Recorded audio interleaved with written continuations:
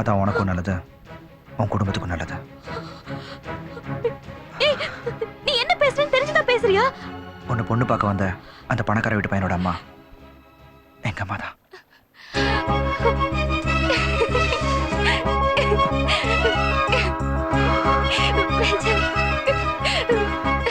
ஆனா மாப்பிள்ள நான் இல்ல, என் தம்பி.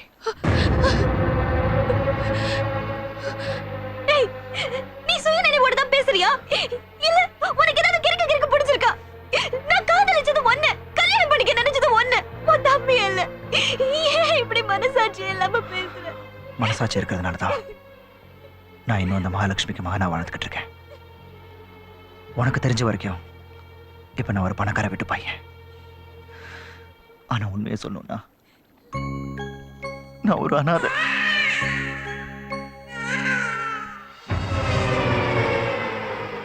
அசிங்கம். இந்த அசிங்கத்தை பெத்தெடுக்கல, கண்டெடுத்தாங்க, அதுவும் குப்பையில.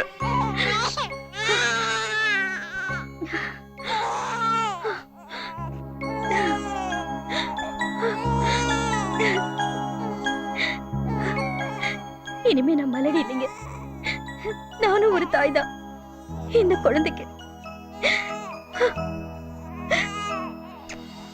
என்ன பெத்தவங்க நல்லவங்களா கெட்டவங்களா எனக்கு தெரியாது, இப்ப எங்க இருக்காங்கன்னு கூட எனக்கு தெரியாது.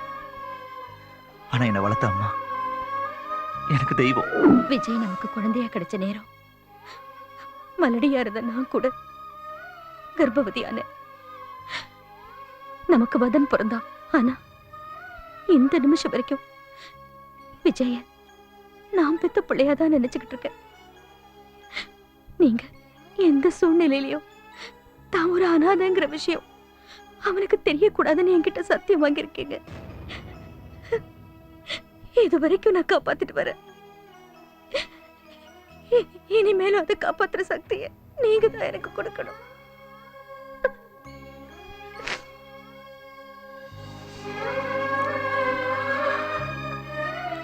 அன்னைக்குதான் என்னோட பொறப்பும் வளப்பும் எனக்கு தெரிஞ்சது. மனசுக்குள்ளேயே வேதனைப்பட்டேன், புழுவா துடிச்சேன். ஆனா எங்க அம்மா பொறுத்த வரைக்கும் அவங்க தான் புருஷனுக்கு செஞ்சு கொடுத்த சத்தியத்தை காப்பாத்துறத நினைச்சு வாழ்ந்துகிட்டு இருக்காங்க. ஆனா என்னை பொறுத்த வரைக்கும் என் தம்பிக்கு உன்னை கல்யாணம் பண்ணி வைக்கிறேன்னு செஞ்சு கொடுத்த சத்தியத்தை காப்பாத்துறதுக்காக போராடிக்கிட்டு இருக்கேன். தோ நான் போட்டிருக்க துணி, சாப்பிடுற சாப்பாடு, உடம்புல ஒரு ரத்தம், வாழ்ந்துட்டு இருக்க வாழ்க்கை எல்லாமே அவங்க போட்ட பிச்சை. இந்த வீட்டோட டாக்குமெண்ட்ஸ், பேங்க் பேலன்ஸ் எல்லாமே என் பேர்ல இருக்கு. அனாதையா பிறந்தனா இன்னைக்கு கோடீஸ்வரனா வாழ்ந்துகிட்டு இருக்கேன். கோடீஸ்வரனா பிறந்த என் தம்பி எல்லா விஷயத்துக்கும் என்ன நம்பியே வாழ்ந்துகிட்டு இருக்கான். அதுக்காக உன்னை விட்டு கொடுக்கறதா நான் முடிவு பண்ணிட்டேன். விட்டு கொடுக்கறியா? நீ விட்டு கொடுக்கிறதுக்கு நான் என்ன பொம்மையா இல்ல விளையாட்டு பொருளா? உன்னை காதலிக்கிறதுக்கு முன்னாடி ஏழை பணக்கார ஆஸ்தி அந்தஸ்து எதையுமே நான் பார்க்கல. உன் நல்ல மனசு பார்த்ததா என் மனசு பறி கொடுத்த. உன் வாழ்க்கையில பர்சனலா 1000 இருக்கலாம், 1000 வாக்குறுதிகள் கொடுத்திருக்கலாம். ஆனா அதுக்காக என்ன விட்டு கொடுக்கறேன்னு நீ எப்படி சொல்லலாம்? அத சொல்ல எப்படி மனசு வந்துச்சு? வேதா, நான் உன்னை பார்த்தது, பேசினது, பழகினது, காதலிச்சது எல்லாமே மறுக்க முடியாத உண்மை. ஆனா ஆனா இப்ப நான் உன்னை மறக்கணும்னு நினைக்கிறேன்டி. ஏன்னா என் தம்பி உன் மேல உயிரே வச்சிருக்கான், கனவுலயே உன் கூட வாழ்ந்துகிட்டு இருக்கான். இத பாரு, உனக்கே புரியுது.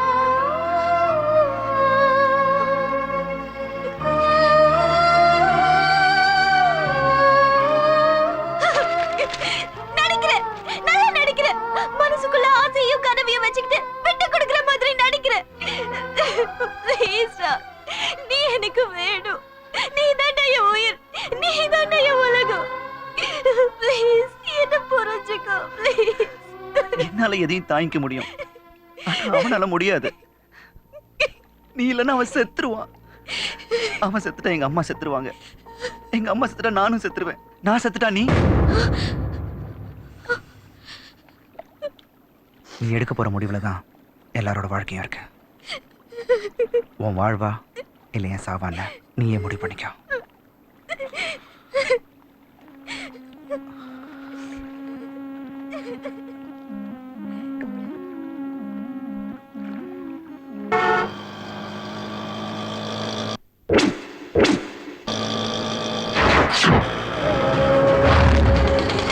விஜய்!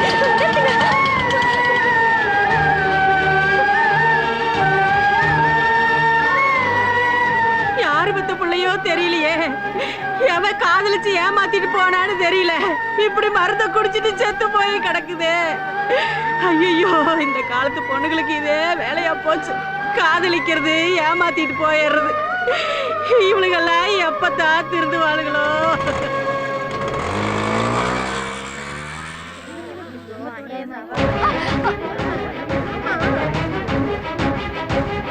நீ மட்டும் இந்த கல்யாணத்துக்கு சம்மதிக்கலனா சத்தியமா இந்த வீட்டுல சாவிலும். என்னமாச்சு?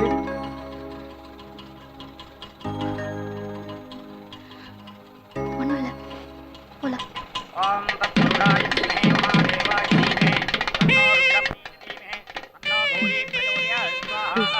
ஹலோ சார், நல்லா இருக்கீங்களா? ஹலோ விஜய், வாங்க வாங்க உட்காருங்க. அம்மா, தம்பியை கூப்பிடுங்க. விஜய்,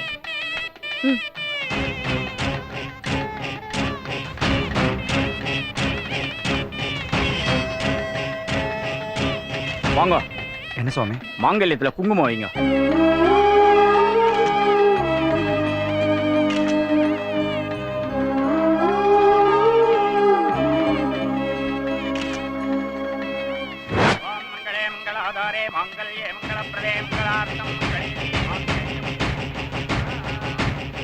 பையா தானா போன் பையா. நூல் பையா, நூல் பையா, நூல் விடு பையா. சொல்லதானா? விஜய் என்ன பார்த்துட்டு ஃபாலோ பண்றான். கூட்டம் நிறைய இருந்ததுனால அங்கிருந்து நான் வெளியில வந்துட்டேன். முகூர்த்தம் முடிஞ்சிச்சா? இன்னும் முடியல பையா. Okay, no problem, விடுறாதானா?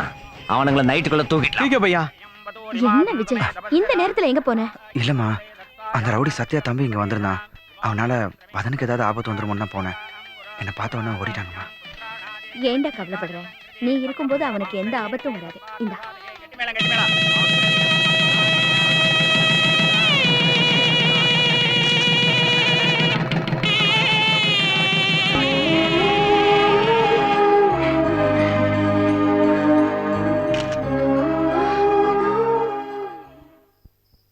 இந்த விநாயகர் சதுர்த்தி விழாவை முன்னிட்டு இங்கு வருகை தந்துள்ள உங்கள் அனைவரையும் விழா கமிட்டி சார்பாக வருக வருக என வரவேற்கின்றோம். இந்த விழாவிற்கு வருகை தந்துள்ள சிறப்பு அழைப்பாளர் தொழிலதிபர் திரு விஜய் அவர்களுக்கும் இசையமைப்பாளர் ஸ்ரீகாந்த் தேவா அவர்களுக்கும் விழா கமிட்டி சார்பாக பொன்னாடை போத்தி கௌரவிக்கின்றோம்.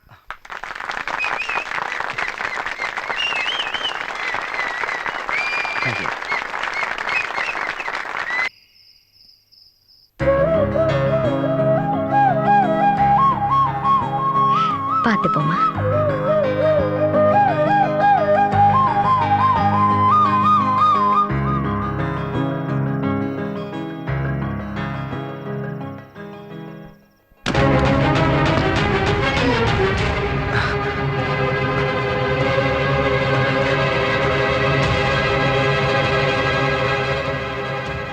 இது என் தம்பி ரூம் இல்ல, என் ரூம். தெரியும், தெரிஞ்சுதான் வந்த. ஏய் ஏய், இந்த பார், எல்லாத்துக்கும் ஒரு லிமிட் இருக்கு. This the limit. You are my brothers wife. தயவு செஞ்சு வெளில போயிடு. தெரியும்டா, அதான் உன் தம்பி ஊரறிய தாலி கட்டினானே, இதோ கழுத்துல தொங்குதே, தெரியல? உன்னை காதலிச்ச பாவத்துக்காக நீ போட்டிய ஒரு மோதிரம், அதை திருப்பி கொடுத்துட்டு போலாம் தான் வந்த. ஆஃப்டர் ஆல் இது கோல் கைட்டி கொடுத்துட்ட. ஆனா என் வயித்துல வளர்ற உன் குழந்தைய என்ன பண்றது? ஏய், போய் சொல்ற, நீ போய் சொல்ற. பழச ஏதோ மனசுல வச்சு நீ திட்டம் போட்டு பேசுற. என்ன பத்தி உனக்கு நல்லா தெரியும். நம்ம பழகின விதத்துல என்னைக்காவது நான் எல்லாம் மீறி இருக்கனா? சொல்ல சொல்ல. ஆமா, மீறி இருக்கோம். உன் பர்த்டே அன்னைக்கு